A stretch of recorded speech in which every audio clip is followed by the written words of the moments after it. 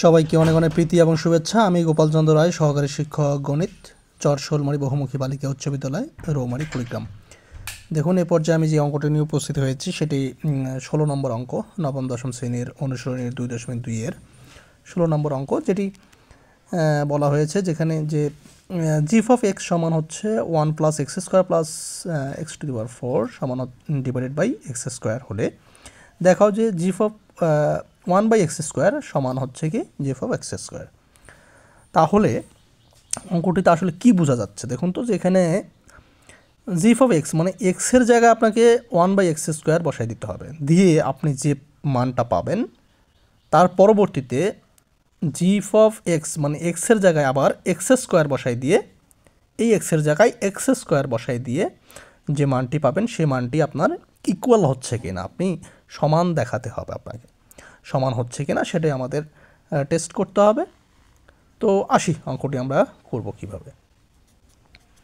তো দেখুন, আমি শুরুতে লিখব যে দেওয়া আছে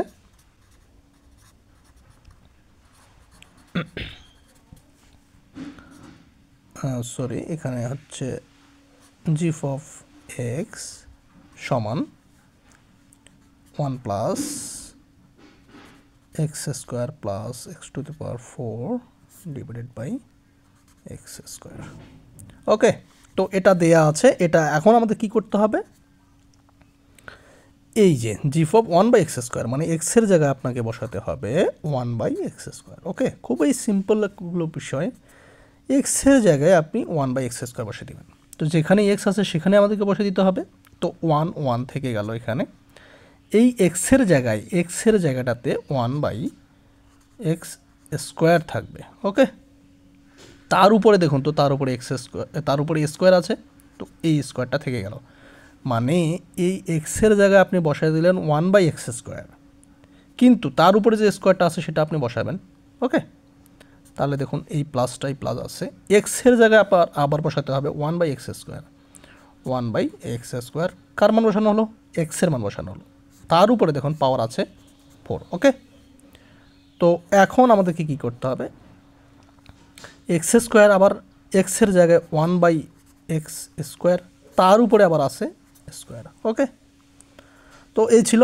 এখন আসি সমাধানে, ক্যালকুলেট আসি কি হয়।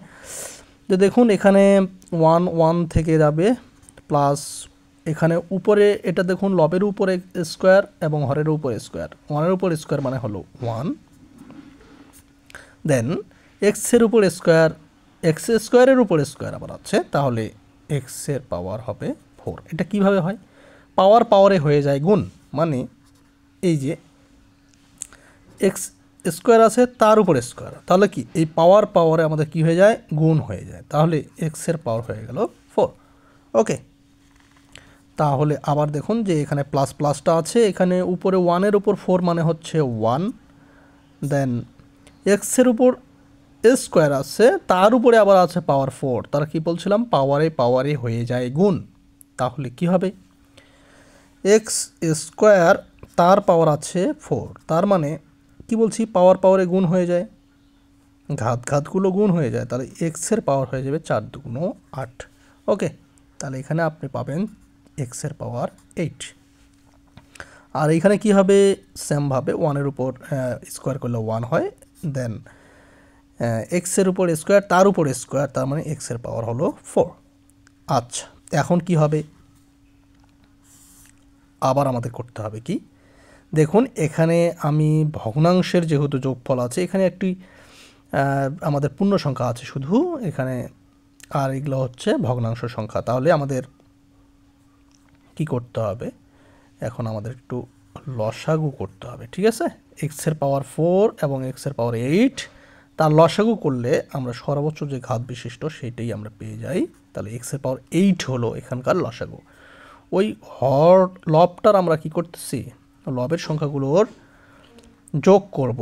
তো যোগ করার পূর্বে আমাদের কি প্রথম ধাপ হচ্ছে যে এখানে ভগ্নাংশ থাকলে আমাদেরকে শুরুতে কি করতে হয়, এখানে হরগুলোর লসাগু করতে হয়। ঠিক আছে, করলাম। এখন কি হবে, যে এই 1-এর নিচে কি আছে বলুন তো, হর এখানে কি আছে, 1 আছে। 1কে আপনি বানাচ্ছেন 1/1, ঠিক আছে। তাহলে উপরে লব 1 এবং হর 1, তাহলে হর দিয়ে আমাদেরকে এটা ভাগ দিতে হবে লসাগুটাকে, তাহলে x8 পাবেন, x⁸8। তাহলে x⁸8কে দিয়ে আবার 1কে গুণ দিলে আপনি x⁸8 পাবেন। ওকে, দেন প্লাস এই প্লাসটা x⁴ আবার আছে x⁴8। তাহলে x⁸8কে যদি আপনি x⁴ দিয়ে ভাগ দেন, x⁸8কে আপনি x⁴ দিয়ে ভাগ দিচ্ছেন, তাহলে আপনি মূলত কটা পাবেন, এখানে এখানে 8 মানে হচ্ছে এখানে 8টা x আর নিচে হচ্ছে 4টা x। তাহলে 4টা x দিয়ে 8টা xকে আপনি যদি ভাগ দিবেন তখন আপনি পেয়ে যাবেন x⁴। ওকে, তো এই হচ্ছে বিষয়। তাহলে এখানে পাবো কি x⁴। দেন দেখুন এই প্লাস চিহ্নটা, এই প্লাস চিহ্নটা হর দেখুন x⁸8, আবার এখানে আছে x⁸8। তাহলে x⁸8কে x⁸8 ভাগ করলে 1 দিয়ে আবার 1কে গুণ করলে আপনি পাবেন 1, আর নিচে 1/x⁴ থেকে গেল।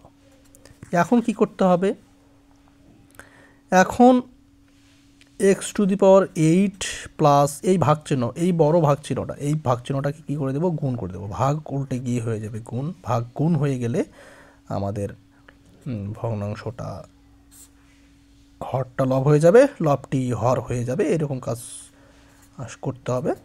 এখানে হর আছে সেটি লবে পরিণত হয়ে গেল, দেন আর এখানে হয়ে গেল 1। তাহলে দেখুন এখন কাটাকাটি করা যাবে। এখানে x⁴8 আবার x⁴ আছে, এটাকে দিয়ে এটাকে যদি আপনি কাটেন তাহলে কি পাবেন, x⁴ পাবেন। তাহলে আলটিমেটলি কি হলো উপরে দেখুন তো, এখানে x⁴ plus x⁴ plus 1 divided by এখানে কত, x⁴। ওকে, x⁴। তো এটাকে যদি একটু সাজাই লিখি তাহলে কি হবে, যে 1 প্লাস x⁴ প্লাস x⁴8, এটা আপনি সাজিয়ে লিখলে লিখতে পারতেছেন, না লিখলেও কোনো সমস্যা নেই। তো এই জিনিসটা হলো। ওকে, তো দেখুন এখন আমাদের g(1/x² মানটা আপনি পেয়ে গেছেন। এখন আমাদের কি লাগবে, g(x²) মানে এক্সের জায়গায় আমাদের বসাই দিতে হবে x²। এইটার মান আমরা পেয়ে গেছি, এটা g(1/x² মান এটা। এখন আমাদের দেখাইতে হবে g(x² এর মানটা কি হয়। যদি সেম হয় তাহলে আমরা বলতে পারবো যে ইটস ওকে, সমান চিহ্ন, দুটোই সমান। তাহলে এই জায়গাটাতে মেইনলি এই জায়গাটাতে আমাদের কি করতে হবে, এই এক্সের জায়গাটাতে আপনাদের এক্সের জায়গায় x² বসাই দিতে হবে। তো আসি কিভাবে করব।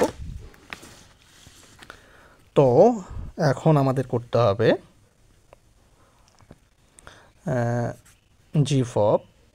আচ্ছা এটা আমি আবার তুলছি, এখানে আবার তুলে নিচ্ছি। g(x) কী ছিল, 1 প্লাস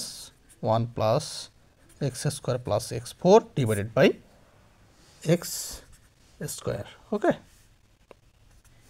তো আসি এখন করি। এখানে কি জি এর জায়গায় আমাদেরকে এখন মান বসাতে হবে, কি এক্সের জায়গায় মান বসাই দিতে হবে x²। যেখানে x সেখানে x² কল্পনা করব। তাহলে উপরে 1 x আছে, এক্সের জায়গায় x² বলছি, তাহলে x², তার উপরে কি আছে স্কোয়ার, এই প্লাস প্লাস x⁴, তারপর কিন্তু এক্সের জায়গায় আবার বসাই দিতে হবে x², তার পাওয়ার আছে 4। ওকে, আর নিচে দেখুন x², এক্সের জায়গায় স্কোয়ার হলো x² হলো, তার পাওয়ার আছে 2। তাহলে আলটিমেটলি কি আসে, তাহলে এখানে 1 প্লাস x-এর পাওয়ার 2 তার পাওয়ার 2, কি বলছি পাওয়ারে গুণ হয়ে যায়। তাহলে x-এর পাওয়ার 2 আছে, তার সাথে 2 মানে 2 দুগুণা হয়ে যাবে 4, মানে x-এর পাওয়ার হয়ে গেল 4 প্লাস এই প্লাসটা x-এর দেখুন এখানে 2 আছে, তার পাওয়ার আছে 4, মানে পাওয়ারে গুণ যেহেতু হয় তাহলে x-এর পাওয়ার হয়ে গেল 8। ওকে, তো নিচে কি, নিচে দেখুন আবার x-এর পাওয়ার 2 তার পাওয়ার 2, তার মানে x-এর পাওয়ার 4। তাহলে পূর্বের ন্যায় তো পাওয়া গেল। দেখুন তো পূর্বে কি ছিল, g(1/x² এর জন্য আমরা পেয়েছি 1 প্লাস x-এর power 4 plus x⁴ divide by x-এর পাওয়ার 4। আবার এটার জন্য পেয়ে গেছি কি সেম মান।